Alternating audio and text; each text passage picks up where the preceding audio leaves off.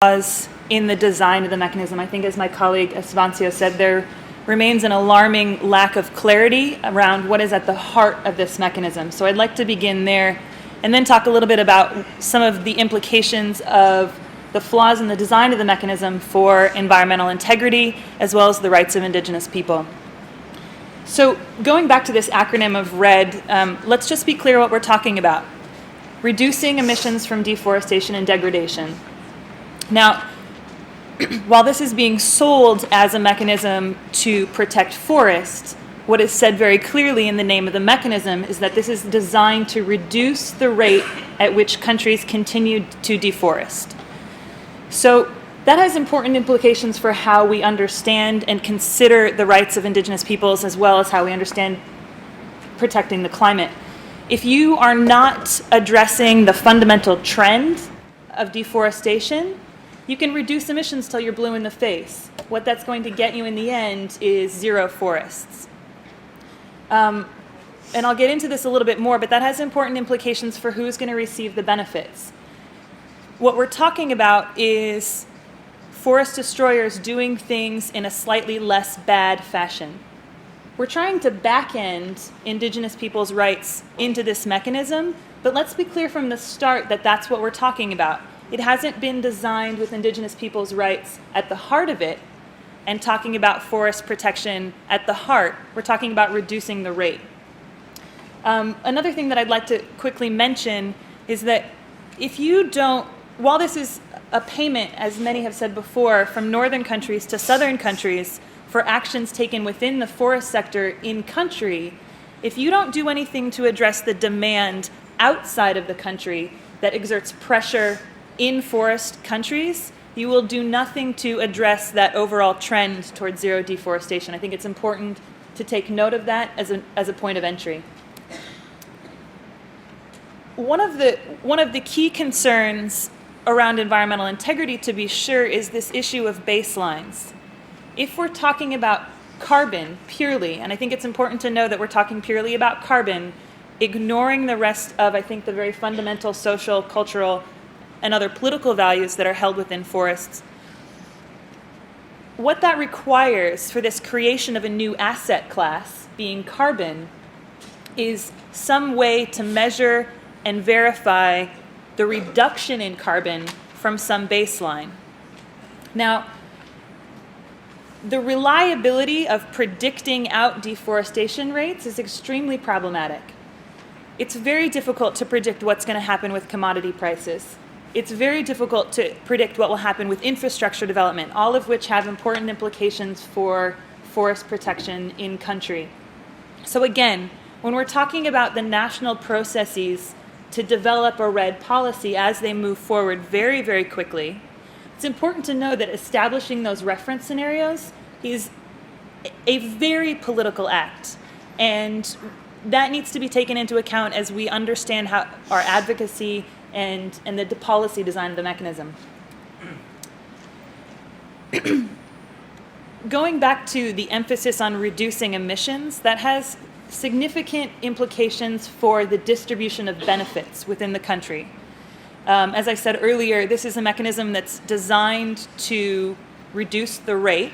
So there's a real danger that the majority of the benefits will be captured by those that are already engaged in forest destruction.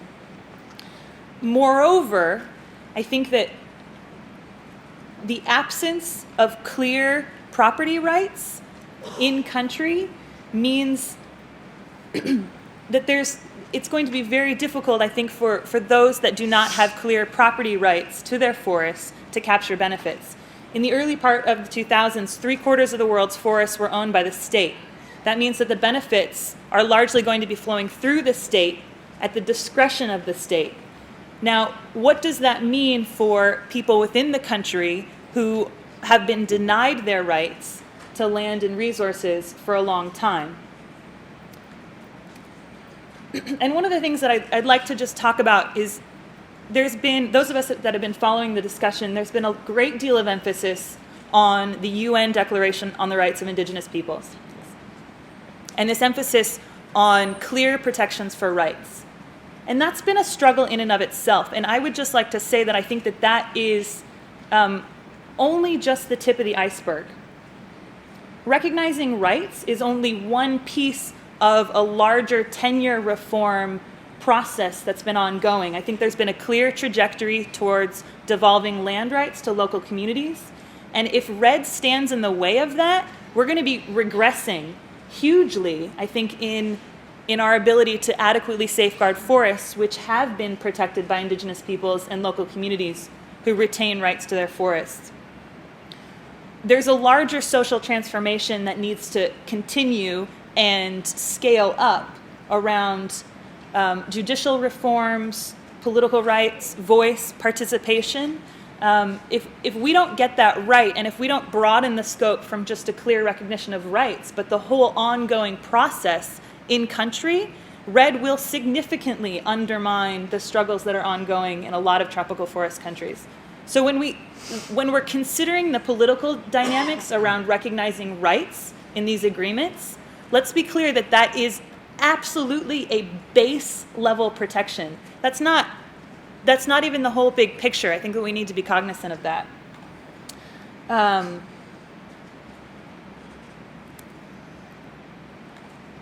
I think that, as it's been mentioned before, another key design flaw of this is that there's the potential for a REDD mechanism to incentivize plantation expansion is very real, and that's based on a faulty FAO definition of forest that includes plantations. I think as we've seen, plantations have huge social and economic consequences for local communities, nor do they store the carbon that natural forests do, nor do they safeguard biodiversity.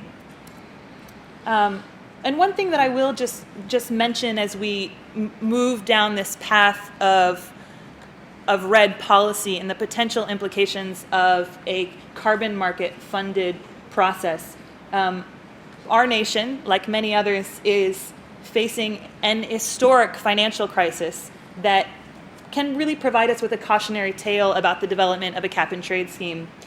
The subprime mortgage crisis, which underpinned the financial crisis, was rooted in subprime mortgages where people failed to make good on their mortgage payments. Now, the potential to recreate that and replicate that in an offset market is extremely likely, to be quite honest, especially in the forest sector where we have such a difficult time measuring and reporting emissions anyway. Now, when you trade that into a cap and trade market, you have the potential to collapse the financial integrity of the U.S. cap and trade system, and that's just one example, as well as undermine the integrity of the whole climate policy itself. One thing that I would just like to highlight, and that's the role of developed countries in this process. It's been very clear all along that developed countries have a role to play in providing financing for forest protection actions in tropical forest countries.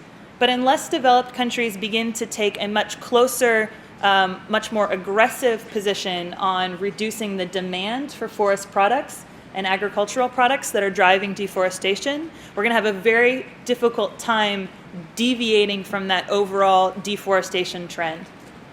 Okay. Let me just close by reiterating the accelerated timeline on which we are now on.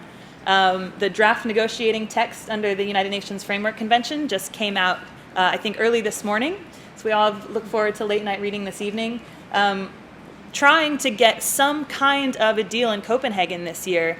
And that deal in Copenhagen needs to provide a very clear, very strong signal that rights will be protected in the policy design. And that's very important for a couple of reasons. One, I think my colleagues will talk a little bit more about this, is that the World Bank is barreling forward on the design of these policies, which unfortunately they have failed to make good on any of the conceptual ideas about participation that I think many had hoped would be a part of it.